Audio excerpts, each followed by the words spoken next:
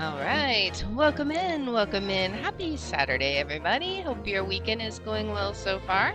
Ours is going pretty well. Kids are watching Swiss Family Robinson, so should be a good time there. Today, as you can tell, we're going to be playing the Great Ace Attorney Chronicles. I'm really excited about this one because I think we're going to get to do the case today. So, like, we've done a lot of talking and we haven't even seen the courtroom yet. So I think today we might actually be able to see the courtroom. So we will see. It looks like everything is going well. Get some coffee for the voice. All right, let's go ahead and start our video. Greetings, friends, and welcome to Enigma Night Gaming. My name is Liara, and I will be your guide in today's adventure. Today, we're playing the Great Ace Attorney Chronicles, and in today's episode, we might actually get to see court today and defend Gina. She finally gave us permission to defend her, and the court is supposed to convene today. So, let's go ahead and hop in and see if we actually get to see the inside of a courtroom. All right, here we go. Let's see what happens. Yes, I quite understand. Who is speaking? That is a great weight off my mind. I don't know who's talking. Is it Herlock? Rest assured, I shall put everything in place exactly as we have discussed. Thank you so much. It has been an honor and a pleasure to be acquainted with you, Mr. Sholmes. On the contrary, the pleasure has been mine.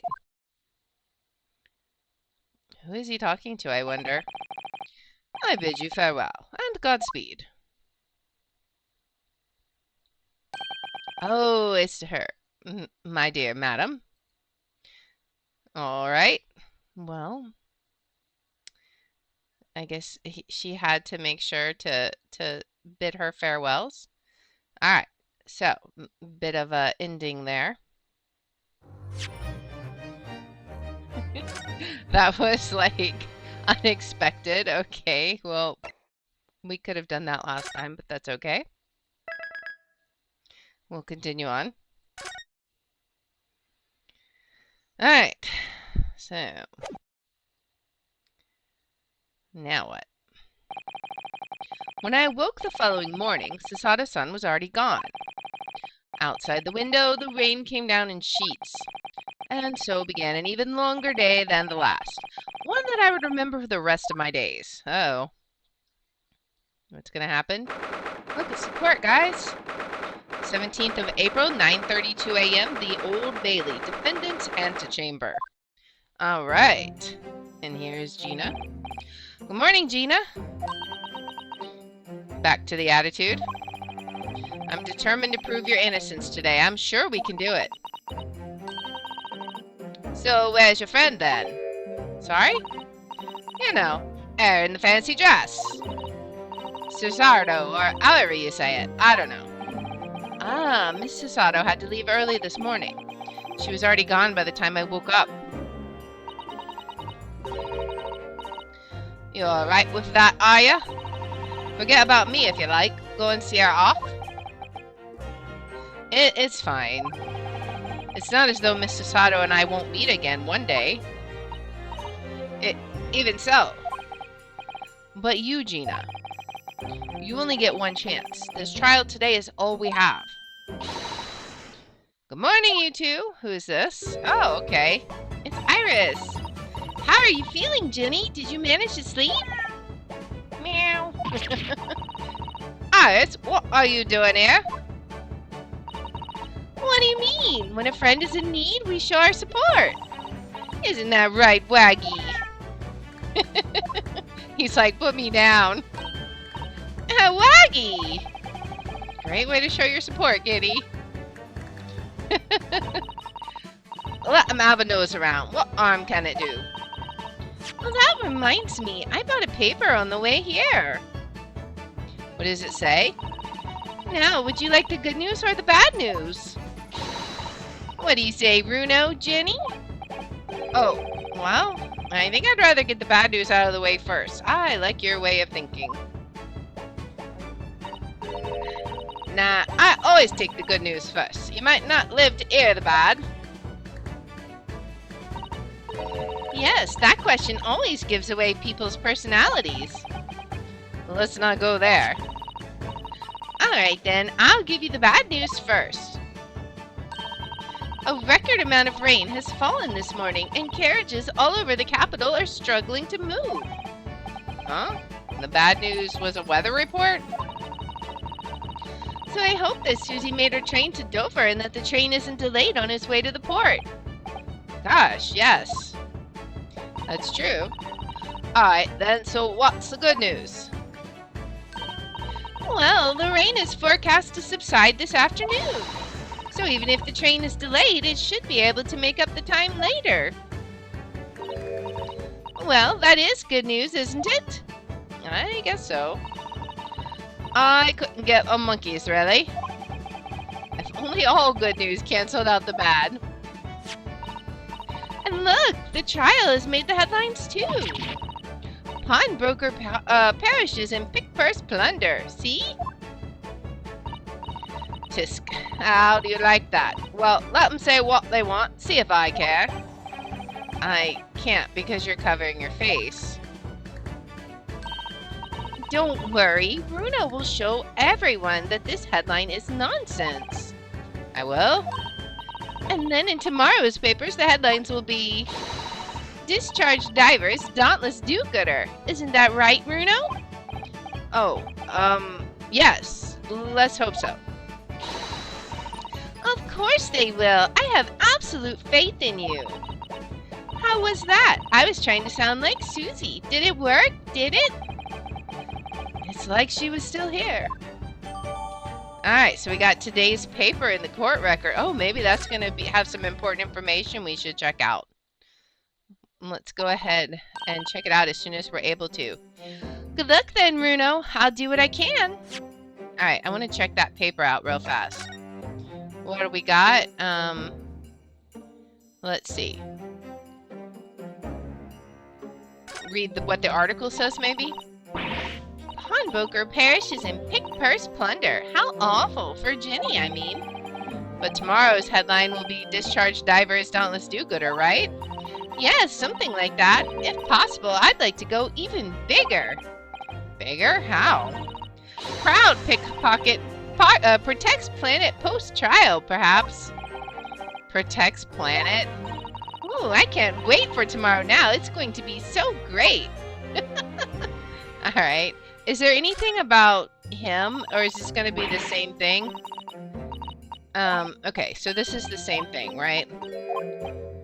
We'll have to check maybe the back side of the paper, see if there's anything else.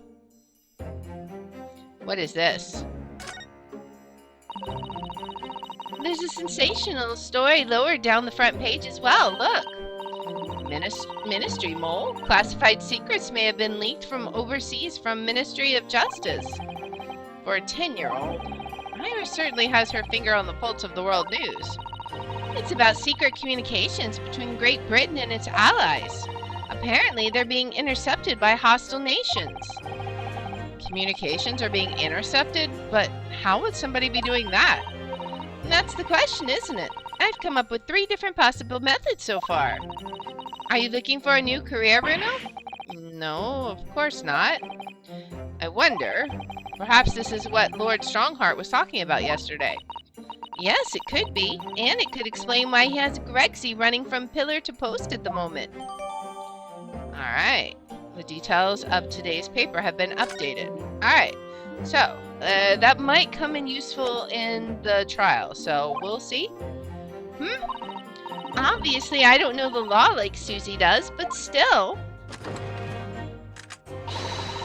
I'll be by your side the whole time, giving you moral support and encouragement, while looking down at us from the barrel of your gun. I'm not sure that big thing is as comforting as you think it is, to be honest, but... Thank you, Iris. That's very kind of you. Oh yeah, Iris? Yes, Ginny? Well, I was wondering, is all about Sholmes. Did they fix him up alright? Yes, the operation was a great success. But Hurley still hasn't come around yet. Eh? I've asked a friend of mine at Scotland Yard to send a telegram as soon as he wakes up. I'm sure Gregson will let us know the moment there's news. Oh, right. No Sasada-san and no Mr. Sholmes. It's all down to me today to prove that Gina is innocent of this crime. We can do it. Miss Gina Lestrade, counsel for the defense. The trial is about to begin. Please make your way into the courtroom. It's time then. Yes, let's go, Gina. Iris. Lead the way, Runo. Oh boy. Oh boy, oh boy. Poor Gina. She's trying to put on a brave face, but I can tell she's worried and scared. I have to believe in her from start to finish. That's the weapon that will secure our victory here. Yep, we gotta remember... Yep, if I learned anything from my great friend, it's that. Always believe in your client, right? Alright, what do we got? 17th of April, 10 a.m. The Old Bailey courtroom. Time to face Dracula again. In the name of Her Majesty the Queen, I hereby declare this court to be in session. The trial shall determine the guilt or innocence of Miss Gina Lestrade. I now call upon the counsels for the prosecution and defense to declare their willingness to proceed. And the prosecution is ready. The defense is ready. Lord Van Zieks. My lord. Remind me, how many years ago was it that you withdrew from public prosecution service? It was some 5 years ago, my lord. Yes, and then 2 months ago you resurfaced somewhat unexpectedly, and here you are again today. Are there some circumstances of which the court should be aware that have led to this erratic behavior? In what one might describe as your former life 5 years past, you dealt exclusively in matters concerned with the highest echelons of society and government. Really? Yet today, you choose to try a simple case of burglary and murder. I confess I find it more than a little befuddling, counsel. He knows something we don't. There are 2 types of person I cannot abide. Firstly, those wealthy scoundrels who hide behind a mask of philanthropy to cheat the public at large. He means Mr. McGilded, who you defended against the Reaper 2 months ago. Yes, I just about managed to work that out, thank you. Magnus McGilded. If I'd known what a monster he was, I never would have defended him. And secondly, even more loathsome, those wily scoundrels who masquerade as allies, only to effect total betrayal in the final hour. In other words, the confidence tricksters from those tiny islands in the Far East, the Nipponese. Whoa, what? Did he really just say that? He means you now, Runo. Thanks, Iris. I actually managed to work that out too. Thank you, Iris. Total betrayal? What are you talking about? That torrid look of hatred in Lord Van Ziek's eyes? Was that directed solely at me, or was he talking about all Japanese people? An alarmingly scathing explanation, Lord Van Zieks. Still, the judiciary welcomes the return of the so-called Reaper of the Bailey, feared by all London's malefactors. Your lordship is too kind. Now, jurors, the 6 of you have been selected at random to represent the will of the people in this trial. What do we got today? Some of these people look familiar. Like him, her, him, and her. These 2 look new, though. Are you ready to hear the evidence placed before you and determine the guilt or innocence of the defendant? Former lieutenant in the British Army here, don't you know, chaps like me were born ready. Clean crockery, clean cutlery, and a clean conscience. His lordship's motto is very appropriate here, I think. Everything will be stereoscopic in the future. Absolutely, absolutely everything, and I'm ready for it. I don't understand it. I can't have left it in there. It's not possible. But could I have? I don't think you should be a doctor, sir. Women indispensable in society. Stop. Female-centric future. Oh, wait. Stop. Oh, boy. You gotta consult your translator. Good day. I am visiting London for sightseeing. I would like to take bus to Crystal Tower, please. What an odd crew. Is something wrong, Bruno? Oh, not exactly. It's just... I'm fairly sure I recognize these jurors. Almost all of them, in fact. Really? Funny coincidences like that do happen from time to time, don't they? But it is quite strange. The jurors are chosen at random from London's 6 million inhabitants, you know. So I've been led to believe, but something tells me I'm being duped.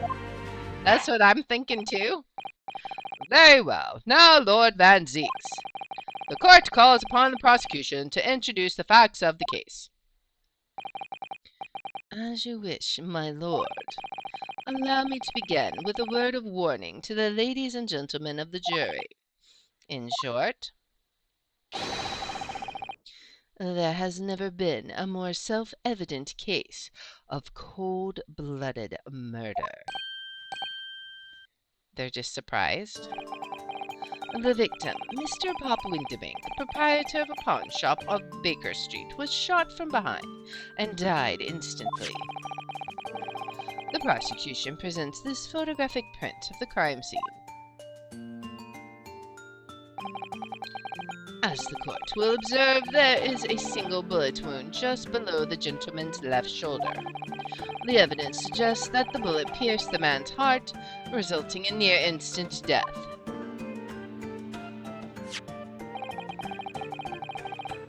Moving on to the findings of Scotland Yard's coroner. His report states that the bullet entered the body on a rising diagonal trajectory. And what's that supposed to tell us? I assume it means the shooter was below, right?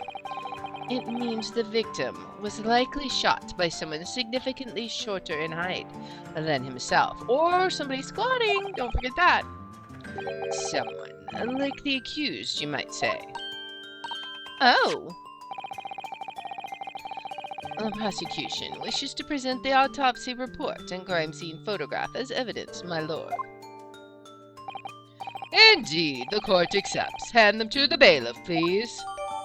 Alright, we got the autopsy report. A report prepared by the Scotland Yard coroner that confirms instant death due to a single bullet wound from the back. There are no other signs of trauma. Alright. We got the crime scene photograph. A photograph of the victim found murdered in the storeroom. It shows a single bullet wound in the man's back. Alright. Now my question would be, why is the bullet wound in his back if they think Gina shot him? Because if she was in there, you know, sneaking around and he stumbled across her, it would have been a shot through the front, not through the back. So, I don't know. And if she had stumbled upon him and seen him, she would have just run away. She wouldn't have gone in there. So, I now ask the court to turn its attention to this plan of the establishment where the incident occurred. Alright. The proprietor was found in the storeroom where he kept articles pawned to him. A windowless room with a single point of entry, a door to the main shop that was found locked. In this sealed chamber, there were only 2 persons present. The victim, Mr. Winterbank, and the accused. Now, why was she passed out? That's what I'd like to know. It may further interest the court to know that when the accused was discovered at the scene, She had in her hand the gun used to fire the fatal bullet. That doesn't mean anything. Well, that's that then, isn't it? Nothing more to say. Isn't that grubby little girl a pickpocket anyway? She's one of those filthy drabs that lives in the slums in the East End. Oh well, it was only a matter of time before she got blood on her hands then. Whatever were the jurors waiting for? The girl's guilty. We can't jump to conclusions here. We mustn't assume her guilt because of what she has to do to survive. Time for you to sling your blood into the lamp now, huh? My learned Nipponese friend, it is you who mustn't jump to conclusions. The prosecution has barely begun presenting its case. Conveniently, this appalling act of murder did not go unobserved. There were witnesses. Good gracious! After their testimony, this girl's true nature will be exposed. Pitiful pickpurse or a cold-hearted killer. Here's to establishing the truth. Indeed. The court will take the floor plan and firearm into evidence. Hand them to the bailiff, please, Lord Van Zeeks. Alright, we got a lot of evidence to look at. At once, my lord. Alright, so the crime scene floor plan's been entered. It's a plan of Windibank's pawnbrokery, the scene of the crime. It shows the relative positions of the main shop and the rear storeroom. Alright, and then the revolver has been entered into the court record. Gun belonging to Mr. Windibank that Gina was holding when she was found unconscious. There are signs of a single discharge. Alright. This isn't good. I feel like the mood in here has turned very gloomy all of a sudden, Runo. I think that's because it has. Throw off the cloak, oh boy. Let us begin. Indeed. Bring forth the witnesses to the foul murder of Mr. Pop Windibank on 16th April of this year. Oh boy. What in the actual world am I even looking at? Witnesses, state your name and occupations for the court. Name's Nash Skulkin. Occupation is, baddie. Professional baddie. Name's Ringo Skulkin. Occupation's, same as him. Tobias Gregson, Scotland Yard Inspector. That's right, we're what they call the three Skulkin brothers. There's only two of you. Is he just not going to be involved with it at all? What are you looking at me like that for? Don't let me in with you lot. Poor blimey, that's cold. Don't you know what we're going through? It's our older bruv. Lost contact with him we have. So we're scouring every shady corner of the capital. And then last night we come across you. The very spit of the bloke. Ain't that right, Ringo? He is, Nash. He is. The very spit of him. So we decided that. And then what we was gonna do. We was gonna call ya Big Bruv Skulky. Or Sulky. Come on, leave it out, you two. Sulky Skulkin. And that's before he's run out of chips. Well then, Inspector Sulky Gregson. Begging your pardon, my lord, but the name's Tobias. What I would like to know, Inspector, is what you're doing in the witness stand. The Skulkin brothers are currently under arrest, my lord, on suspicion of theft. Humph. Thieves, are they, these three? No, my lord, begging your pardon, but please don't let me in with this lot. 2 nights ago, these two brothers illegally entered an establishment with intent to burgle. And in the course of their nefarious activities, they became embroiled in a far more sinister crime.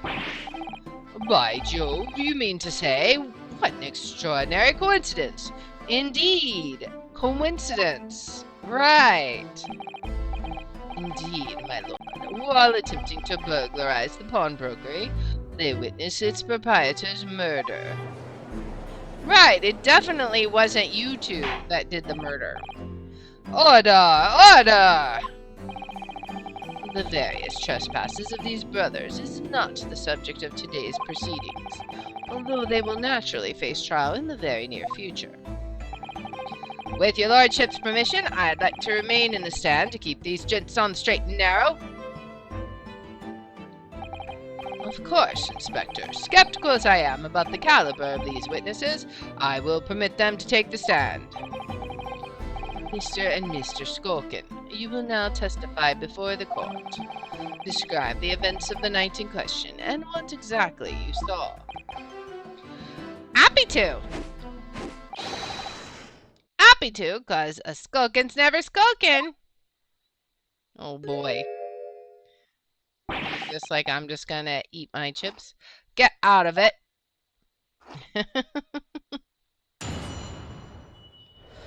Alright. The illegal entry. We was walking down Baker Street in the small hours and the gaff store was ajar, see? It was like some kind of sign, begging for us to go in, it was. But once we got inside, core blimey lummy, we heard a gunshot from the back room. We went to see what was what, but the door was locked from the inside. We never done nothing, Governor. We never took nothing. We just left after that, nice and quiet. Then why are you under arrest, I wonder? A terrible coincidence it would seem. At the precise moment these miscreants entered the property, an even more sinister crime was afoot. The witness's testimony is consistent with the crime scene, in every detail. Oh, but is it now? The door providing access to the storeroom from the main shop was indeed locked from the inside, and within only the victim and the accused were found. I must say it does appear to be an overwhelmingly simple case. Still, the defense may cross-examine the witnesses now. Of course, counsel, if you please. That look. Counsel? Yes. What's the matter, Runo? Sorry, I was just stunned into silence for a minute by the blatant lies being told by that pair in the stand. I know that it's all nonsense because I saw it with my own eyes. I'll just have to expose their testimonies for the pack of lies it is. Alright. There we go. Alright. We was walking down Baker Street in the small hours and the gaff store was ajar, see? We're gonna press everything. Hold it! The front door of Windybanks was ajar, you say? What time of night was this? Must have been about 1, right, Ringo? Yeah, I'd say so. Right, Sulky? How would I know? The place would have been shut at 1 in the morning, just like every other shop in town. Well, it was pitch black inside, it's true. Ain't that right, Ringo? I'm not so sure, Nash. I seem to remember a little light burning inside. What about you, Sulky, me old mucker? He's like, leave me alone. There definitely was a small lamp burning inside. That's what alerted us to the situation in the first place. And when these gentlemen ventured into the open establishment, the accused, Miss Gina Lestrade, already had the muzzle of her gun trained on the unfortunate victim. Objection! That is pure conjecture. Perhaps, but it changes nothing. It changes everything if it's not true, dude. These brothers inadvertently wandered into the middle, simply because they found the door of the victim's establishment open and ventured inside. Right? That's what happened? It was like some kind of sign begging for us to go in, it was. But once we got inside, core blummy, we heard a gunshot from the back room. I forgot to press the second guy. A gunshot, you say? Just the one? Are you sure about that? Yup, just the one, Governor. I can swear to that. It was, Nash, it was. Ain't that right, bruv? The firearm used belonged to the victim himself. Yes, Mr. Windybank always used to leave his gun lying around on the counter. Right, I remember. When we examined it, we found the revolver was completely out of rounds. That makes sense. Mr. Windybank always used to say he only ever kept a single bullet loaded. That's true. I remember him saying that as well. So we can say with considerable certainty that only a single round was discharged from the firearm used as the murder weapon. Yes, my lord, we can. And I should remind the court that the firearm in question was discovered in the hand of the accused.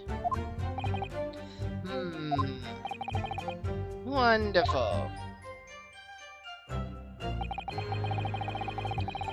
We went to see what was what, but the door was locked from the inside. Hold it! You look mighty suspicious there, sir. Do you mean the door between the main shop and the storeroom? If my learned friend is having difficulty grasping the situation, perhaps a drawing would help. Excluding the shop's entrance from the street, there is only one other door, that of the storeroom. Of course, there was only a little old oil lamp burning, not much to see by. And the door was hidden behind a curtain and all. That's right. When we arrived, the door was mostly obscured by the curtain. Tell me, why exactly did you try to open that door? Eh? Any normal petty thief would run at the sound of a gunshot, I should think. Oh, well, your turn, Rabbit Ringo. Well, Nash, yeah. I suppose you'd have to say we ain't normal, eh? Broadly speaking, humans respond in one of two ways on hearing a gunshot or scream. The timid flee, gripped by fear, while the courageous investigate to see if they might help. Did you seriously just call criminals courageous? These gentlemen are of the latter inclination. My learned Nipponese friend, it would seem, is of the former. Alright, somehow I just proved I was a coward that night. Thank you, counsels. So I believe we all understand that the door was locked and could not be opened. Proceed, witnesses. We never done nothing, Governor. We never took nothing. We just left after that, nice and quiet. Hold it! Alright, let's see. You didn't do or take anything. Is that your story? Well, it was bedlam soon, weren't it? It was, Nash, it was. Didn't even have time to pull me dukes out of me Lucy lockets. So with no time to take your hands out of your pockets, you just left nice and quietly, you say? That's right, Governor. Nothing we ain't more than violets. Peace-loving nibblers, we are not bludgers. We are, Nash, we are. Never even pulled me dukes out me Lucy lockets. So you clearly like us to believe. Come again? As you fled from the pawnbrokers that night, did you not run into anyone else? And did you not fire a gun at that person? Saints alive, they fired a gun, you say? Blimey, Governor. You ain't telling us it was you in the doorway? It was. Why the bleeding Nora?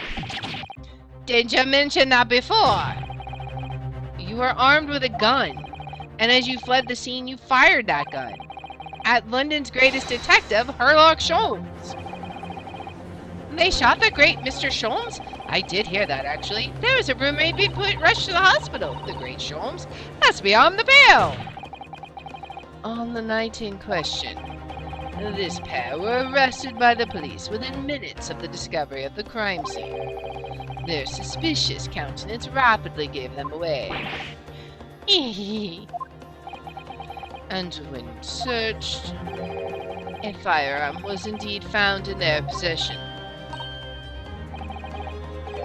Furthermore, the barrel shows signs of a shot having been fired from it. They're all surprised. The prosecution invites his lordship to examine the firearm recovered from these brothers. Yes, indeed. Remnants of powder around the muzzle, as you say, counsel. Alright. The court will hold this weapon as evidence.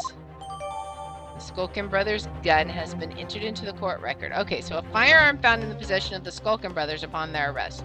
There are signs that a single round was fired. Boy. Now, my learned Nipponese friend. Yes? Here's to you successfully presenting the evidence. For yes, there are telltale signs of spent powder on this gun, and a single bullet missing from the cylinder. But the prosecution demands evidence that it was fired at the scene of the crime under scrutiny in this trial. Objection! Well, I don't need evidence, because I was there. Objection! However, the rest of us in this courtroom were not. If the defense fails to provide evidence in support of its rash claim, we shall have no choice but to toast your incompetence and move on. Evidence that these two fired the gun before they left Windibanks that night. I mean, we do have the bullet in the calendar, right? The court demands that all claims are affirmed with clear proof. What evidence shows that these witnesses unloaded a firearm in the pawnbroker's shop that night?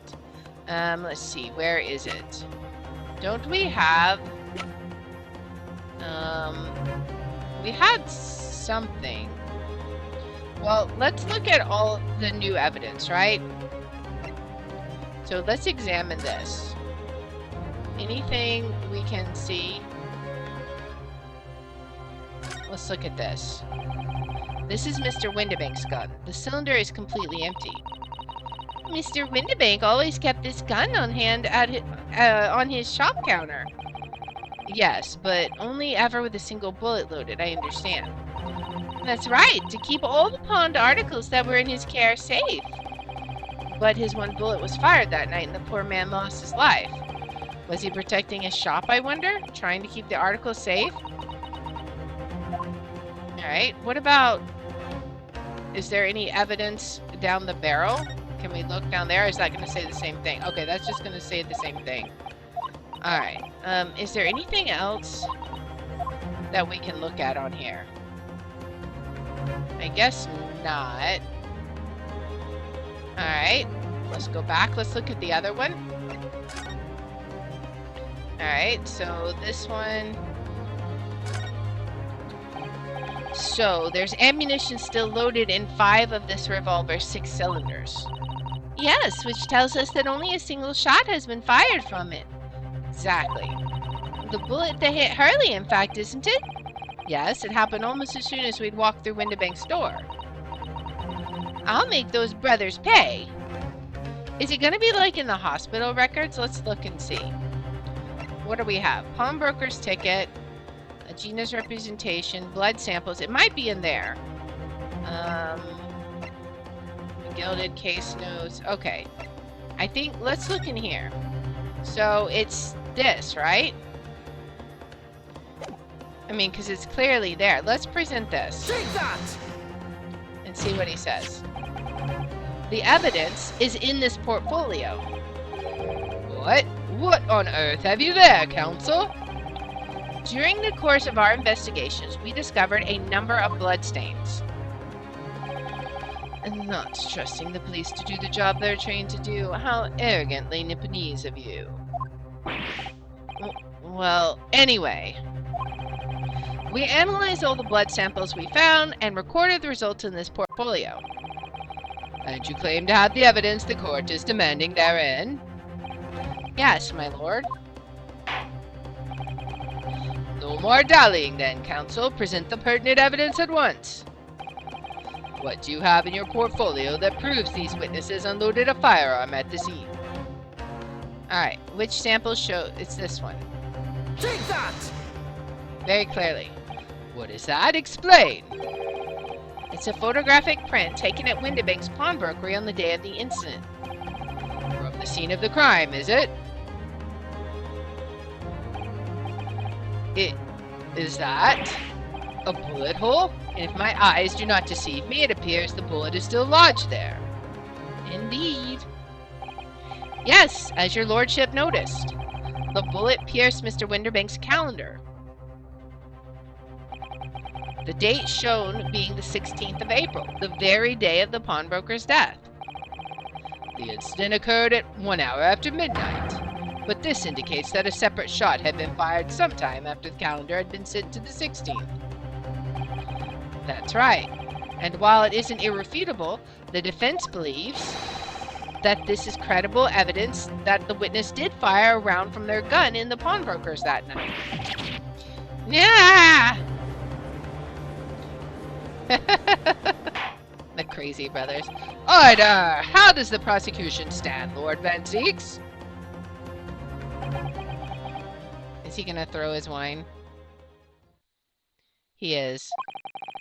If that is the direction my learned friend wishes to take, the prosecution has no objection. What? I knew it! But you'll forgive me for flinging my hallowed chalice aside in disgust at the repugnancy it exposes. Yes, on the night in question, these brothers entered the pawnbrokery illegally. And like the bold baddies they claim to be, opened fire on the new arrivals before fleeing back onto the street. Eh? Take it easy there, governor. You're gonna lead us in the soup. We had a deal. You weren't gonna get into them details. Get him, Silky. Set the bloke straight. I have nothing to add. So he knew, did he? Van Zeeks knew their testimony would almost certainly expose the extent of their crimes. It would seem now that I owe my learned Nipponese friend a word of gratitude. What do you mean? What I mean is that you have helpfully confirmed an important fact. To what fact do you refer, Lord Van Zeeks? As has been established, at the point of their arrest, a single shot had been fired from the brothers' gun. However, if that shot found its target in Mr. Sholmes,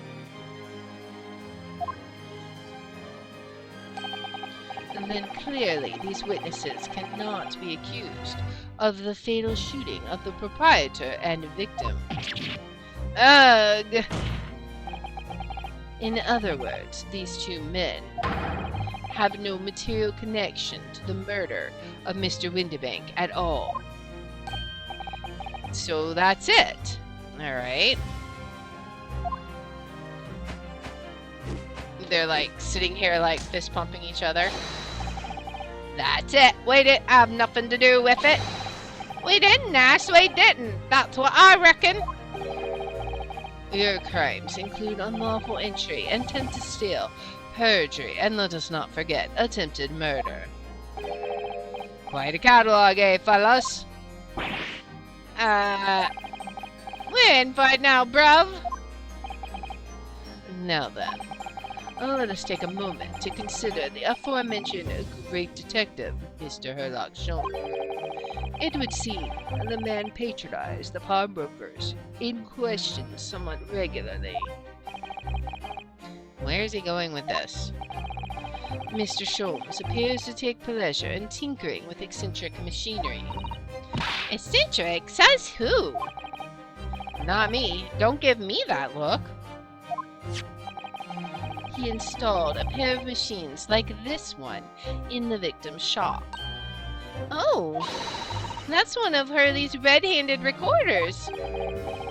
What is that, Counsel? It has the appearance of a photographic contraption. As your lordship has surmised, it is indeed a camera attached to a small timing device. Yeah, I'm wondering if there's any photographs. Every half hour, it automatically photographs the interior of the establishment. The idea being that if a thief were to break into the shop, he would be caught red-handed. And the prosecution has obtained the photographs taken by the device on the night in question. What do we got?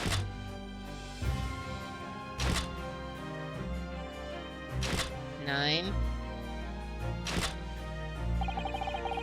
As the court will observe, copious identical prints are produced in quite a desultory fashion. Rather prodigal, I feel. In fact, there are 2 such devices in the victim's shop, my lord. If I may refer to the court to the plan of the premise, and their relative positions are here and here. Alright. You say these cameras produce a print every half hour. I'm afraid I fail to see how that would help if the anticipated thief conducted his activities in one of the many 30-minute intervals. But one can only pray that the would-be criminal lingers, my lord. On the night in question, the witness currently in the stand was not caught on camera. Or the witnesses. That's a bit of friar tuck, eh, bruv? Lady Lux loves a skulkin'. Witnesses. What time did your trespassing begin? It must have been just after 1, right, bruv? Must have been, Nash. Must have been. Yeah, just gone 1. In which case, minutes before these brothers entered the establishment. What scene might we expect to see within the shop? Let us examine the evidence. Good Lord! It's the defendant. Oh man, that is pretty suspicious. Miss Gina Lestrade. Mighty suspicious there. That's going to be a hard one to argue. As the court can clearly see. Although that would have her shooting him in the front though. The accused is pictured, gun in hand, facing the victim over the shop counter. No doubt coercing the proprietor to open the door to his storeroom. Quite. One can only too easily imagine the events that unfolded. The court will take this photographic print as evidence, if you please, counsel. Alright, so we got the photograph of Gina. It's a photograph taken automatically by the red-handed recorder, showing the scene a short time before the murder took place. Ugh. I don't believe it, Jenny. In short, the accused is the only person who could have possibly killed Mr. Windibank. Ugh. Oh man. Now what do we do? I say, my lord. What is this? Wonder if I might put in a word at this point. Go ahead, Mr. Foreman. Took a bally bullet to the knee in the Battle of My Wind in 1880, don't you know? Decorated for it and all that, but it forced to retire from service, sadly. Of course, the medal never can outshine the exploits of chaps like us on the battlefield. Yes, Mr. Foreman, and what exactly is your point? Carried on the battle after retirement, you see. The daily battle of life, if you like. And here I am now leading this small squadron. 6 men, all good and true. And we'll all go down together, you mark my words. One for all and all for one. Got another holy chalice there, do you? The ladies and gentlemen of the jury have reached an agreement, have they? Is that what we are to understand? Well, Mr. Foreman, is that correct? In a manner of speaking, yes. That is the Garrett Up Squadron's position, sir. What? No, it's too soon to make a judgment here. Status report for the court. Man on the double. His lordship insists on promptitude at all times, and that goes for making decisions, too. I think you'll find the truth is as clear as day now. I could reach out and touch it. I wouldn't have left it there. I just wouldn't. But in all honesty, I can't actually remember. Situation clear. Stop. No room for doubt. Stop. Truth now undeniable. Stop. I am very sorry, brothers. They are unlucky. Very well. I now call upon each member of the jury to state his or her leaning in this matter.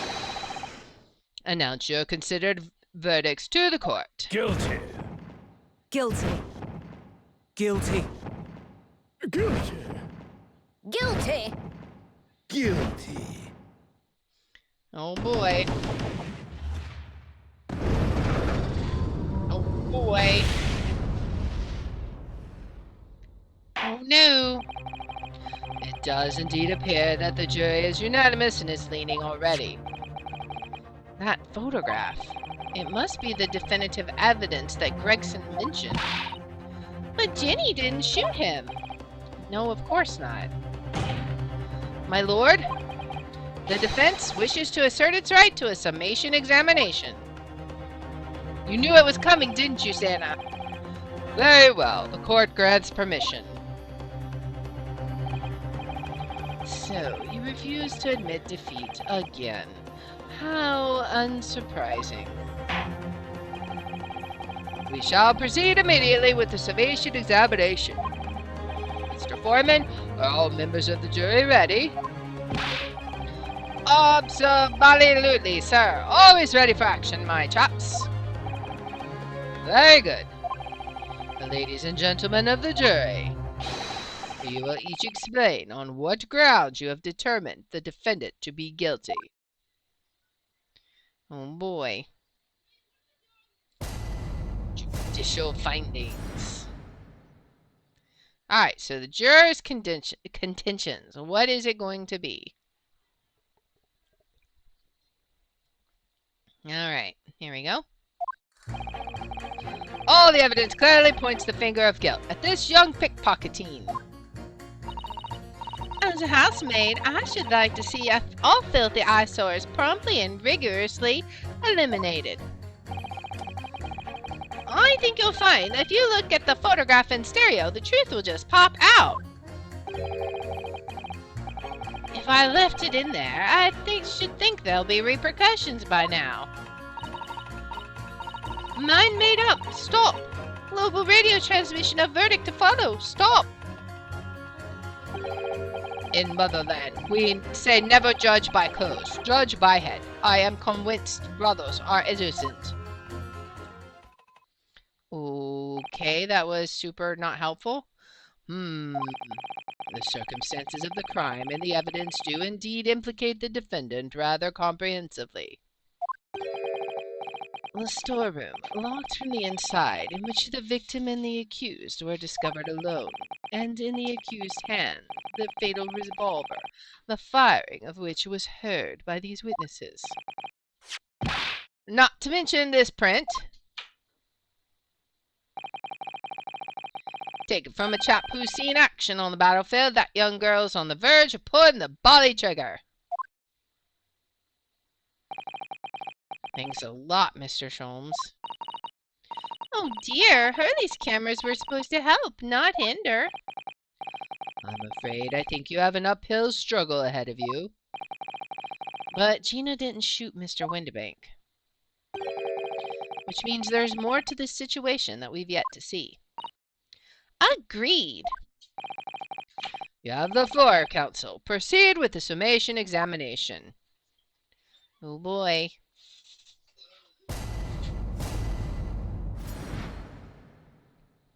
Alright, so it's time for our rebuttal. All the evidence clearly points the finger of guilt at this young pickpocketeen. Alright, let's press you. Hold it! you're Mr. Natsumi's landlord, Mr. Garadab, aren't you? We really must stop meeting like this. Ah, you're that lawyer chap. Well, there's a turn up for the books. Yes, rather a turbulent time we had back then. Some extraordinary events took place at your house, that's for sure. Luckily, Mr. Sholmes and I were able to get to the bottom of it. Oh. Indeed. I think we did rather a lot for you, didn't we? I mean, obviously, I wouldn't be suggesting that therefore you should change your leaning to not guilty or anything. Can't be denied, I suppose. The curse of the Garadab's house was the talk of the town after that business. Lodgers moved out and I couldn't get a body soul to take up the tenancies. Oh. Haven't had the heart to break the news to Joni yet. Bad enough the old girl's clapped up. Yes, can't be denied. You did do rather a lot, but not for us, that's for dash certain. I suppose not. Of course. There can be no suggestion of that being the reason I'm leaning towards guilty here, obviously. Obviously, but honestly, I really wish he'd pay more attention to the trial and less to juror number 2.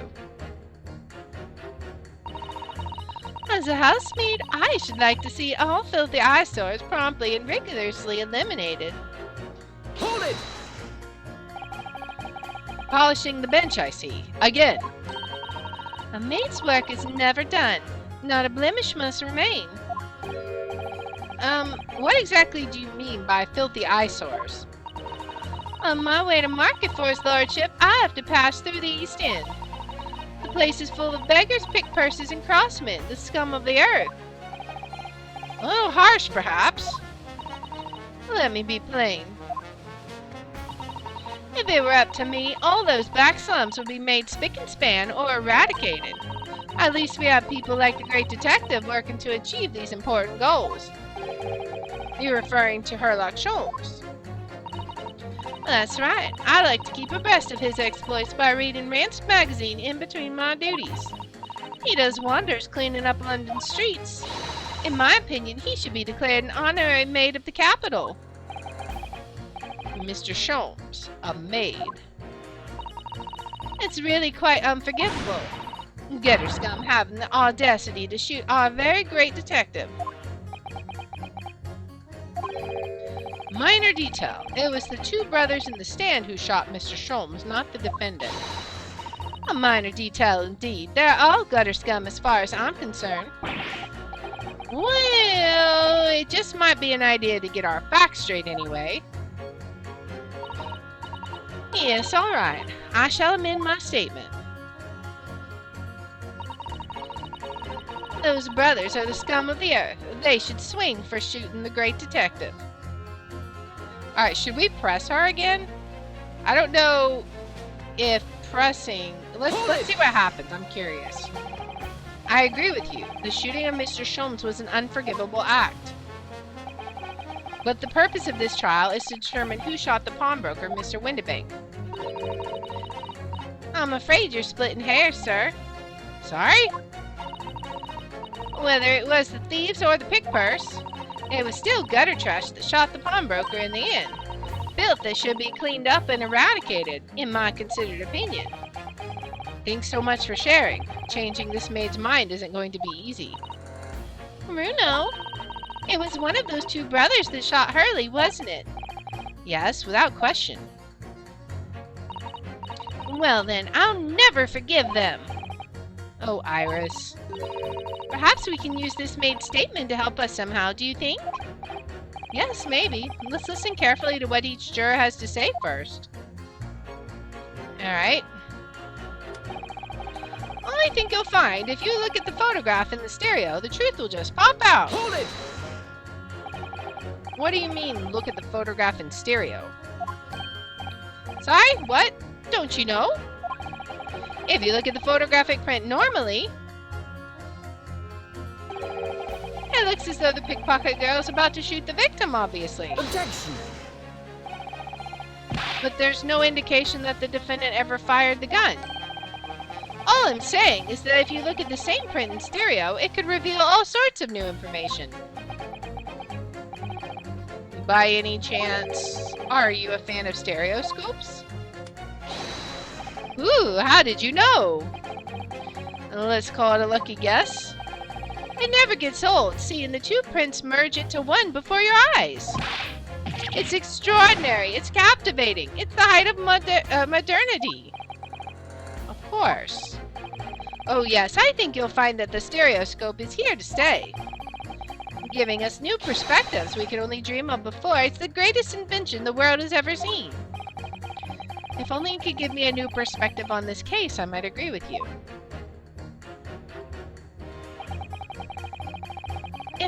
If I left it in there, I should think there'll be repercussions by now. Hold it! What are you even talking about? What exactly have you been muttering about all this time, sir? You keep talking about having left something somewhere or something like that. So sorry. As you can probably tell, I'm a surgeon. A surgeon? That totally passed me by. Of course, people conducting surgery in this country aren't considered to be doctors. Oh no. Even though me and my kind are at the forefront of medical science, the real brains in the field. So what is it you think you've left behind? Well, that's a little embarrassing, to be honest. You see, I was operating on someone yesterday, standard thing, went in through the abdomen. But when I'd finished the procedure, I couldn't find my scalpel anywhere. What? Did he? Surely not. Exactly, surely not, you say to yourself, don't you? Worrying, isn't it? That's what's been troubling me this whole time. Could I really have left my scalpel inside the fellow's belly? No, of course I couldn't. So there you have it. Like I said, a little embarrassing, really. That's one way of putting it. The other is manslaughter. That's exactly my concern, and seeing as this case appears to be all but sewn up, I need to focus on trying to remember exactly what I've sewn up elsewhere.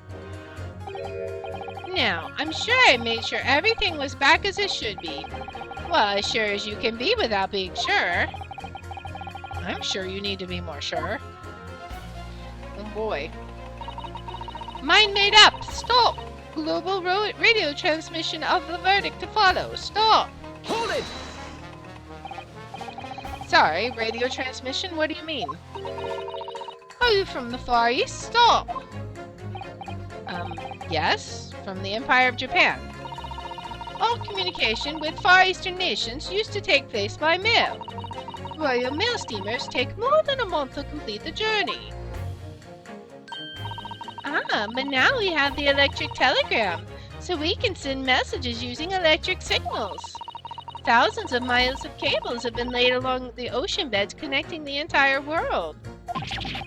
Thousands of miles of cable on the ocean bed? Makes my head hurt just thinking about it. You are well informed, young lady. But cables will soon become a thing of the past. Stop! And just when I was starting to catch up. Radio transmission is the future. Stop! Messages carried on airwaves to four corners of the globe. Stop! Excitement growing. Stop! Atmosphere electric. Stop! Right. Try not to wear out your fingers. Era of wireless telegraphy. Stop! Driving technological revolution. Stop! And people say inventions like the stereoscope are the height of technology. What utter piffle! Oh, I know who we're pitting together. Oh, I can't understand it. I really can't. They're just silly toys. Alright, can we look around? Let's see. Pursue. Excuse me. Indeed. Juror number 3. Sorry to interrupt when you're obviously fuming, but... What? Do you perhaps have something to say about juror number 5's last remark? As if I couldn't guess. Oh, you bet I do! Say that again! Go on, I dare you! Goodness, are you talking to me? I think he might be, yes. You think the stereoscopes are just toys, do you, huh? Absolutely. I mean, really. A machine to view photographs in 3 dimensions. Why on earth would you not just use your eyes to look at the world around you? It's all 3-dimensional. What a great way to appease the man. No, I'm sorry. Stereoscopes are no practical use at all. You just don't know. Pardon? I think you'll find viewing a photograph through a stereoscope can unlock all sorts of possibilities. I'm obviously going to have to demonstrate. What sort of possibilities? Can you demonstrate with the crime scene photograph, maybe? Good! Okay, good. Well, take a crime scene, for example. If you had a pair of photographs from the crime scene that you could view through a stereoscope, it could reveal hidden clues you'd never even noticed before. What? Have you got any, Bruno? Any prints we could look at with a stereoscope? Yeah, sure. How about this print here? It should do the trick, I think. Alright. This one, right? Yeah, let's do this one. Take that! The one of her holding the gun on the pawnbroker. Alright then, juror number 3. Are you saying you can do this with any 2 suitable photographic prints? Of course I can! Very well then, I'd like you to demonstrate. I'd be delighted to. Just give me one more print and I'll amaze you all. Do we have another print? I don't know.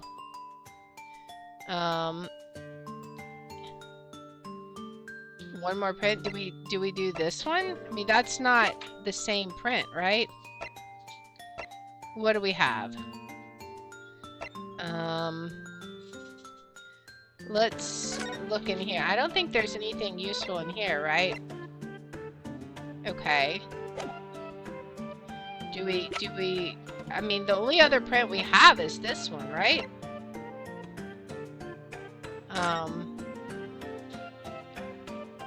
I don't know how that's gonna help, but, I mean, we can try it. I don't think this is gonna help. Take that! This isn't gonna help. Yeah, wait, sorry. What do you mean, one more print? Oh dear, oh dear. Don't you have these in the Far East? Don't you know how stereoscope works? Bruno? What? You need 2 photographs for a stereoscope, remember? Yeah, we do. But there was 2 cameras. Can we get the cameras? You know, one for the left eye and one for the right. Oh yes, I remember now. But the print we have from the pawnbrokery is just a normal photograph. No. I think you'll find that the clue is in the name. It's a stereoscope, not a monoscope. You always need 2 prints. Thanks for the friendly explanation. Well, if we obtain another print at some point later in the trial, we can always show it to this young man then. Ha ha ha! I think you'll find that know-it-all expression is really starting to annoy me. Alright. Let's get things back on track, shall we, Counsel? All we need is another shot from a slightly different location, and we can see the scene in 3 dimensions. Alright. So we already pressed him. If I've left it in there, I think it should be repercussions by now. Alright. Mind made up. Stop. Okay, so if we press her again, we're going to get any more information. So let's skip forward to the part that we left off before. Alright. Royal Mill. And then he's going to get mad about the other stuff. So we'll just keep going this time, right? Alright. Excitement growing. Alright. Almost there. And now he's going to get mad, right? Alright. This is where he's going to get upset. Alright. Now we keep going. Don't spare any feelings, will you? It's not like there's anyone here who likes stereoscopes. So, why exactly do you think the defendant is guilty? It's quite simple. We haven't been shown a scrap of evidence to suggest that she is the culprit. And just as radio waves dash through the skies faster than the eye can see, so we should dash to the conclusion of this trial and stop pandering to indecision. Okay. In Motherland, we never say judge by clothes, judge by head. I am convinced brothers are innocent. Hold it! Why is that? Please tell me you're not villain Bolshevik, the Russian revolutionary? Oh, revolutionary? I believe there is such a rumor. It's just a rumor. As you see, I have unfortunate appearance. I look like vicious criminal. Your words, not mine. I just want to point that out. People call me revolutionary, murderer, autocrat. And which glove fits? Good day. I am visiting London for sightseeing. I would like to take bus to Crystal Tower, please. Right, that didn't sound staged at all. You'll forgive me for having my doubts.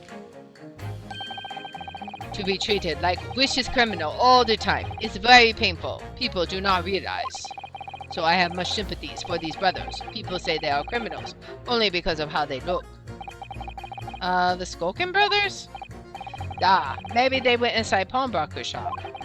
But they have done nothing wrong. That is all I want to say. The Skulkin brothers did nothing wrong that night. Alright, well, first of all, that one not so little misunderstanding I'll need to clear up straight away. Tell me something, Iris. What is it, Bruno? The jurors are chosen at random from the inhabitants of London town, aren't they? Yes, it's amazing, isn't it? In that case, how is it that there's a Russian tourist sitting among them who looks for all the world like a revolutionary?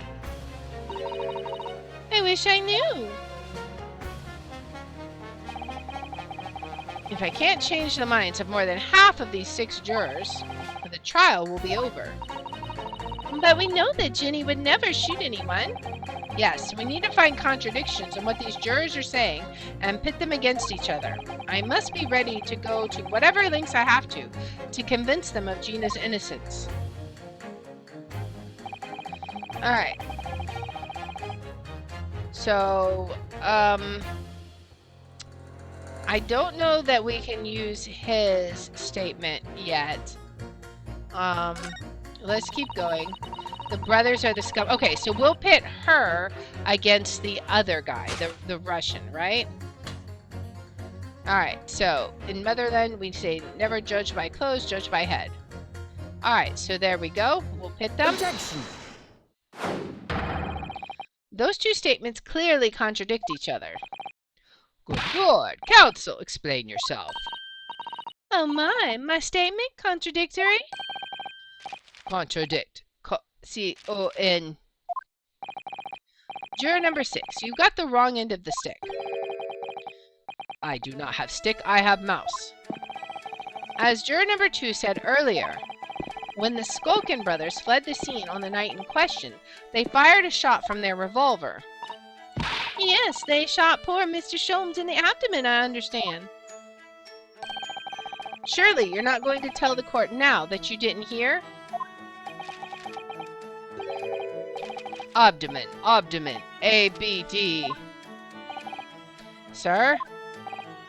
Sorry, my English is still learning. You are telling the court you didn't hear? What's he gonna say? Forgive me, I did not hear. What? Ugh. Here is word. Abdomen, part of person's body, containing stomach and other vital organs. If this is what you mean, you should say in plain English. I am Russian, not native speaker. Who thought it was a good idea to let this man be on the jury again? So, you are telling me these brothers who look like criminals were lying. Imagine that! They said before, we never done nothing, but truth is, they shot detective. This is double negative. Yes, that's exactly right. Lying is wrong, especially when lie is said by a person who looks like criminal. Coming from you, that seems surprisingly prejudiced. This means, when they said, we never took nothing, maybe it was also a big fat lie. Is this true? Well, according to the police report, no stolen goods were found, so... Enough! I trust no one now! It's not the mouse's fault, though, sir. I must see with own eyes. I must investigate crime scene myself. I'm afraid that won't be Yes, it is, Bruno. Easily. Sorry? With the prints from Hurley's red-handed recorder. Ah. If you compare the print that pictures Ginny and the next print from half an hour later, you'll be able to see straight away if anything was taken or not. Hooey, Mr. Prosecutor! Tut tut, calling on the prosecution in the middle of a summation examination of all times. The print showing the accused threatening the victim after she broke into the shop is this one. Following this, the victim and the accused moved into the storeroom. Meanwhile, the Skulkin brothers entered the shop and summarily heard the fatal gunshot ring out. Okay, let's see. Sadly, none of these events were captured on film. This is the print produced by the camera half an hour later after the brothers' flight. Okay. So this was taken after Hurley was shot then? As far as I can tell, nothing has been taken. But something moved, right? That does seem to be the case. I can't notice anything that's obviously missing in the second print. We'll have to see. So, the brothers who look like criminals told only one lie. They shot men, but they stole nothing. It would seem so, yes. Good. No, not good. You are right. I did not understand situation. Now I know brothers have lied. I think it is very important to continue with trial. Oh, so now he's going to vote innocent. Well, we convinced one. The tide is turning. Yay! Well done, Bruno. The balance is shifting. Well, it's a start, I suppose. But there must be more in what these jurors are saying that I can use to expose the truth. And if I can do that, we might just turn the situation to our favor still. Thank you, counsel. Continue with the summation examination. And kindly hand that new photographic print to the bailiff to be filed as evidence.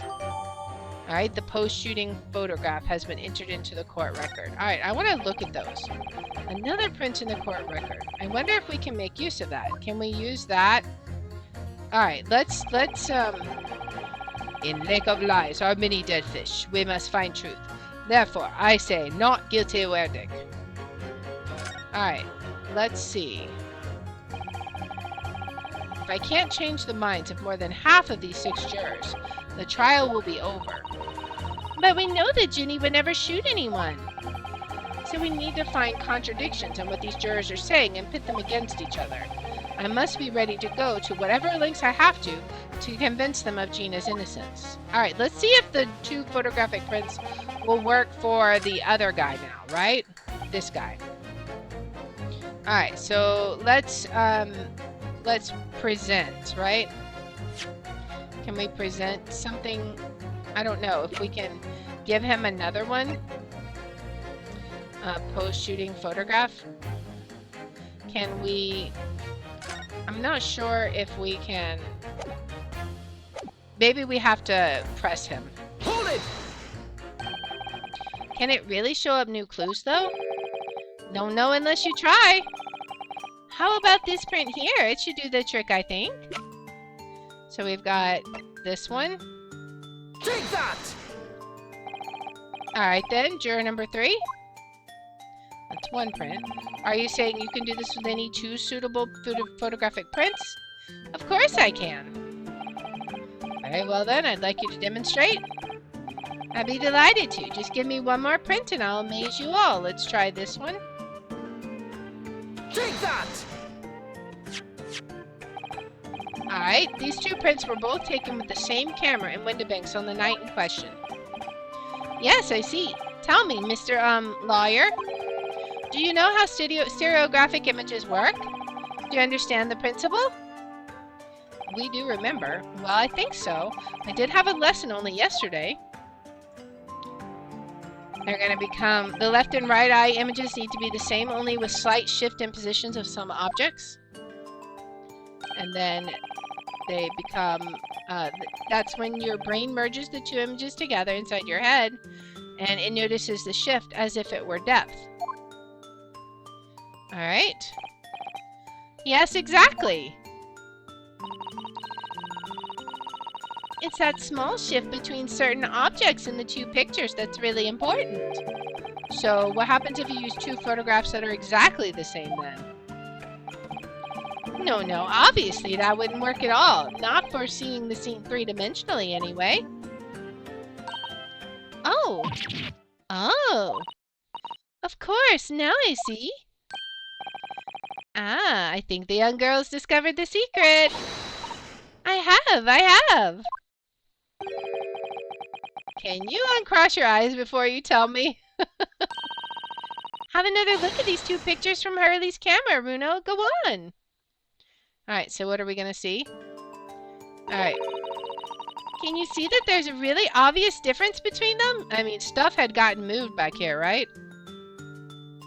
It was like slightly shifted back a little, I think. I'm not sure what exactly, but I do know something shifted when it showed them. Of course there is. There are 2 people in the first and no people in the second. Well, yes, you can see that straight away, but now try looking at the picture in 3 dimensions.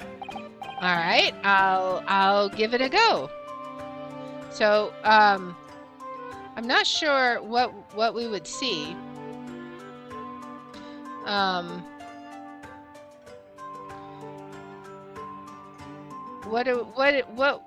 What is different?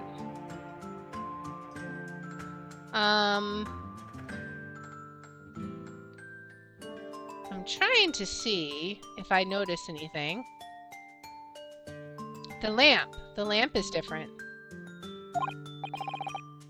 So to start with, you have to cross your eyes and then try to make the 2 pictures overlap exactly.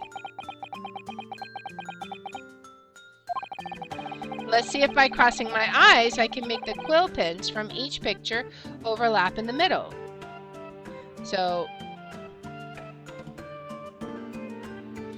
if we do that, then you see that you can see the lamp is kind of messed up. Wait. Well, did you manage to see it properly, Bruno? I saw some stuff. What's going on with these 2 pictures? Yeah, those were moved. Some of the images in the counter sort of jump out at you. Yeah, because that's exactly what I saw. Those were in 3D, and then you also saw that was broken, and it looked weird. I love how Lord Van Zeeks is just like, I am too dignified to cross my eyes. I will use the machine. Yes, that's it, you see. That's the other amazing power of stereoscopes. Other amazing power?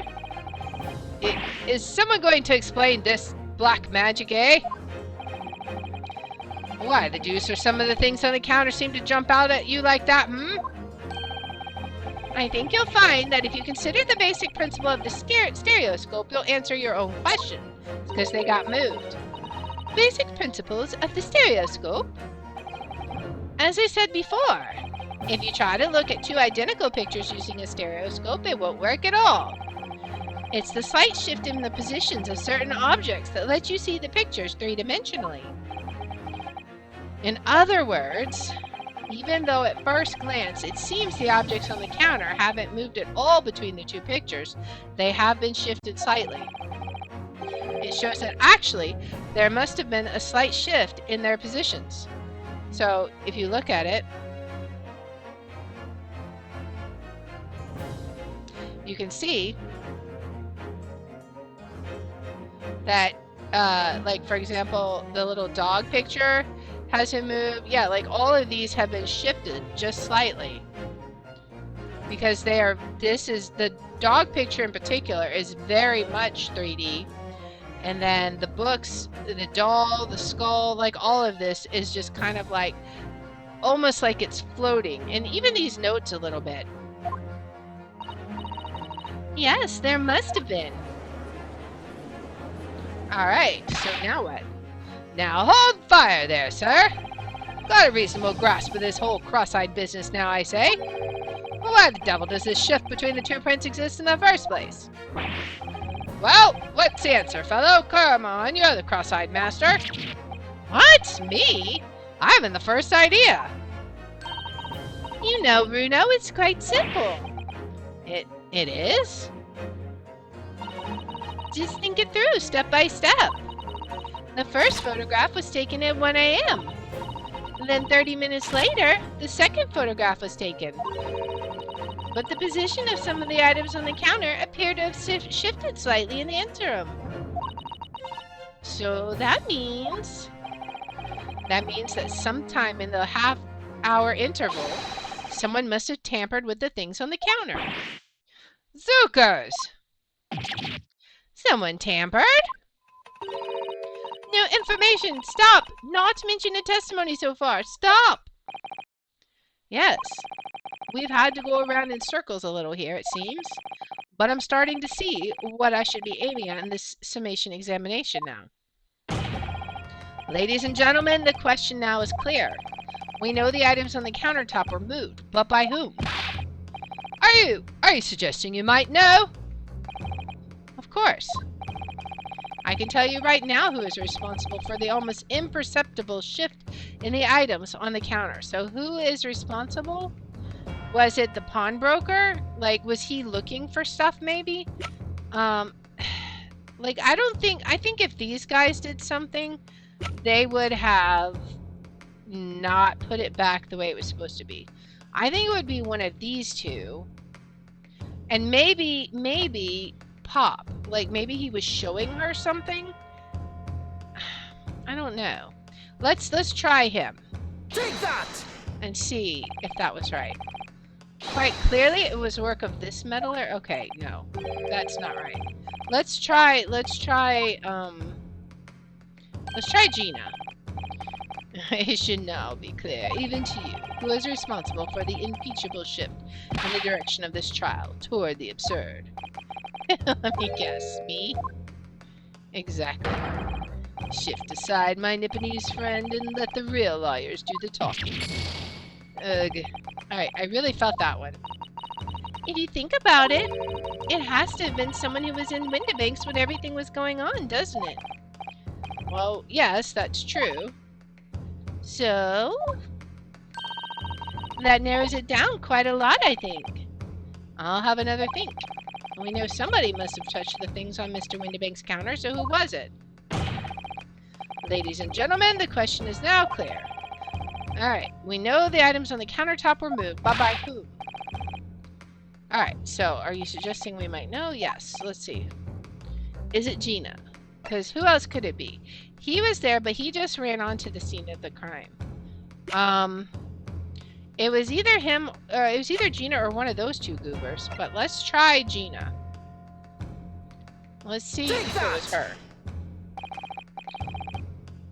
Okay, so it wasn't Gina.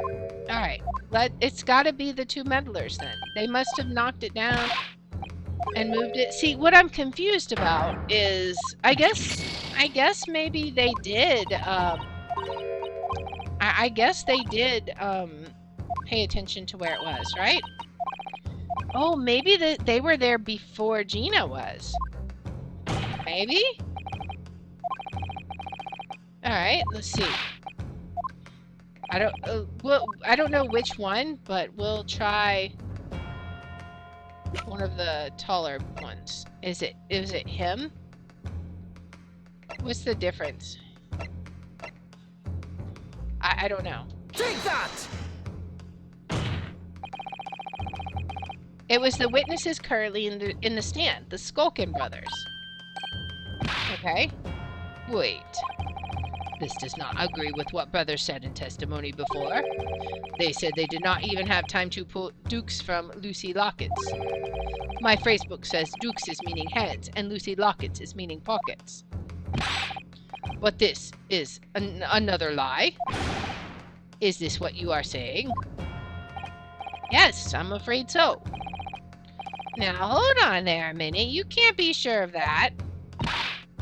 I quite agree. The accused is a common pickpurse after all. It's perfectly possible that she went through the things on the desk to see what she might steal.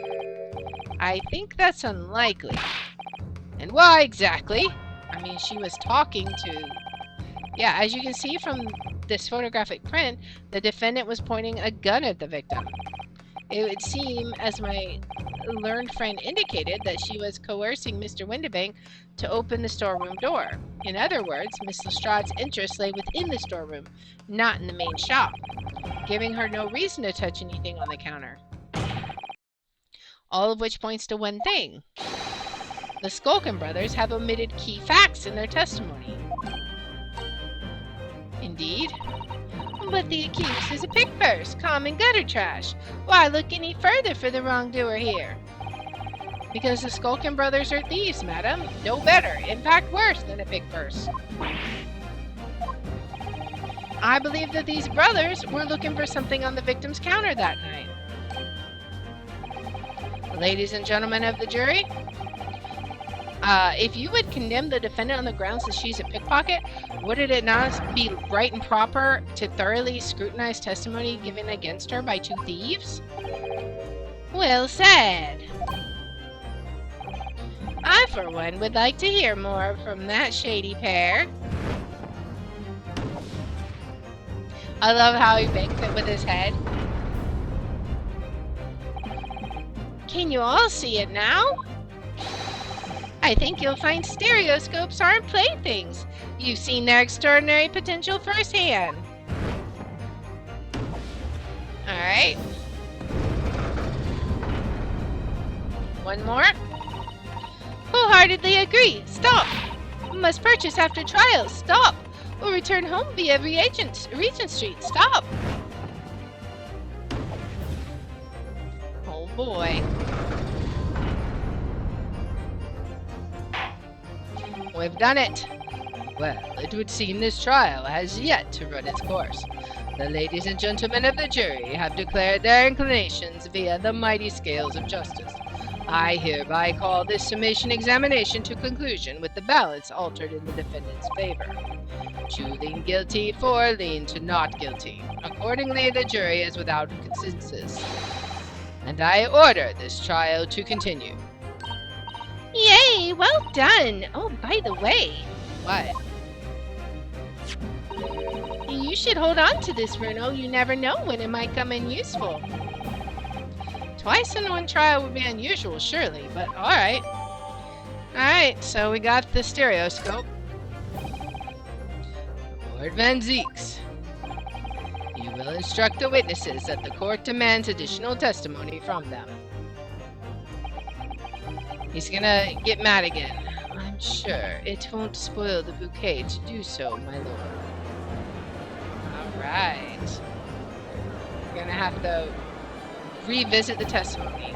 I won myself another chance to probe that pair about their activities that night at least. And I won't stop probing them until I've proven that Gina is innocent. Nice. To be continued. Alright. Well, there you have it. So that was quite a interesting little trial there. I wonder what kind of new details they're going to release. Who do we think did it right now? Obviously, they shot into the calendar.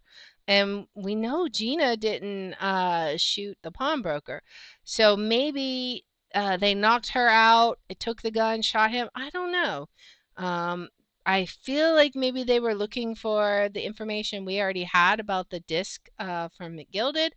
But we'll have to find out as this case unfolds. So if you like this kind of content, please make sure to like, subscribe, follow, share, all that good stuff. If you want to watch live, we're on Twitch at twitch.tv/LayR27. I have my schedule posted in the about and in the description. And if you want to see which games I'm playing each day, I post them on twitter.com/LayR27. And I hope you'll join me in the next one. Until then, guys, bye. All right, let's go ahead and save real quick, and then we will wrap this baby up. All right. We are done now. Let's see. And that will be it for today. So, I hope you guys had fun with that. I enjoyed it. I thought it was super interesting. We'll be back here tomorrow at 3 p.m. Of course. We're going to be playing Shadows of Doubt again, and I actually had some ideas as I was editing videos. That always seems to be how it is. I go back and I'm watching the videos, and then I get ideas of, oh, I should try that, I should try this. So we have some things to try to wrap up our 2 cases, and then I think maybe we'll pick up some more side jobs after that. We're going to try and get the last 2 endings of the room 3, finish that one up, hopefully escape as one of the endings, so we'll see. But for now, let's see, let's go ahead and raid Cole the Feeble. He is playing Phasmophobia. I love me some Phasmophobia. Alright, so let's see.